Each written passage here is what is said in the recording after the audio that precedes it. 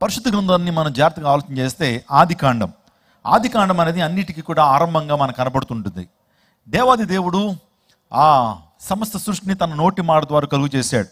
వెలుగు కలుగు కాకంటే వెలుగు కలిగిందండి. ఆయన మాటలో అంత గొప్ప శక్తి ఉన్నది. ఆయన వాక్యము ద్వారా సర్వ ప్రపంచం నిర్మాణమైనవని హెబ్రీయులకు రాసిన పత్రికలో మనం చూస్తాం.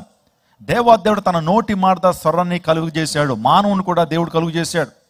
మట్టిలోంచి మానవుణ్ణి నిర్మించాడు. మట్టితో ఒక బొమ్మను తయారు చేసి ఆ మట్టి బొమ్మ యొక్క నాసికారంలో జీవం ఆయన ఊదినప్పుడు నరుడు జీవాత్మ ఆయనని దేవుని లేఖన సెలవిస్తున్నాయి.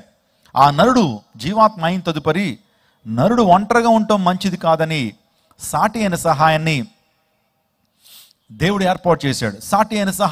ఏర్పాటు చేశాడు. వారిద్దరిని కూడా ఒక తోటలో ఉంచాడు. ఆ తోట పేరే ఏదెను వనము. ఏదెను వనంలో వారిద్దరిని ఉంచినప్పుడు వారిద్దరికి చెప్పిన మాట ఏంటంటే, మీరు ఫలించండి, అభివృద్ధి పొందండి, భూమిని నిండించండి, దాన్ని లోపరుచుకొనండి, మీరు దీవెనకరంగా మారండి, మీరు వర్ధిల్లండి అని ప్రభువు కోరాడు.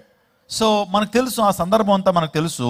వారిని ఒక తోటలో ఉంచినప్పుడు ఆ తోటలో వారి అవసరాలు తీర్చడం కొరకు, వారికి దాహార్తి తీర్చడం కొరకు, ఆ తోటను సేద్యపరచడం కొరకు దేవుడు ఒక నదిని కూడా ఆ తోటలో పారజేశాడు. ఆ నది 4 శాఖలైనట్లుగా దేవుని లేఖనాలు మనం చూస్తుంటాం. ఏదైనా వనంలో ఒక నది పారుతున్నట్లయితే ఆ నది 4 శాఖలైంది.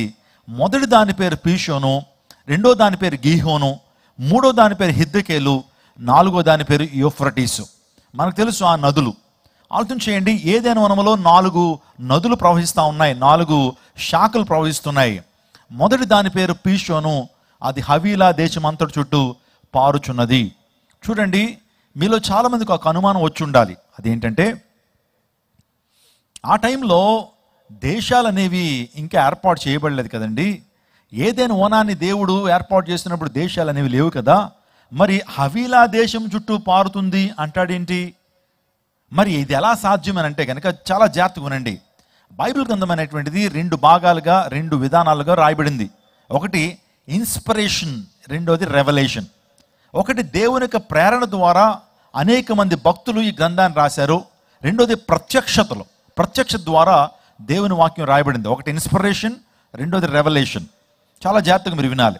సో ఈ యొక్క ఆదికాండాన్ని ఎవరు రాశారు అని అంటే, ఆ మోషే అనేటువంటి దైవజనుడు ఆదికాండాన్ని రాశాడు. సో ఆదికాండంలో విషయాలన్నీ కూడా దేవుడు ప్రత్యక్షతనిచ్చినప్పుడు దేవాది దేవుని యొక్క ప్రత్యక్షత ద్వారా ఈ మోషే ఈ సమస్తాన్ని కూడా రాసినట్లుగా దేవుని లేఖనాల్లో ఆధారాలు మనం చూస్తూ ఉంటాం. సో ఈ యొక్క ఖండాలు లేకపోతే భూమి విభజించబడినటువంటి కాలం ఎప్పుడంటే పరిశుద్ధ గ్రంథంలో పేలెగ్ అనేటువంటి వ్యక్తి టైంలో ఈ భూమి విభజించబడింది. భూమి ఖండాలుగా విభజించబడినట్లుగా దేవుని లేఖలు మనం చూస్తుంటాం. ఏదైనప్పటికీ ఏదైనా వనంలో ఒక నది ప్రవహిస్తుంది. ఆ నది 4 శాఖలైంది. మొదటి దాని పేరు పీషోను, అది హవీలా దేశం చుట్టూ పారుతున్నది అనేటువంటి విషయాన్ని మనం చదువుతున్నాం.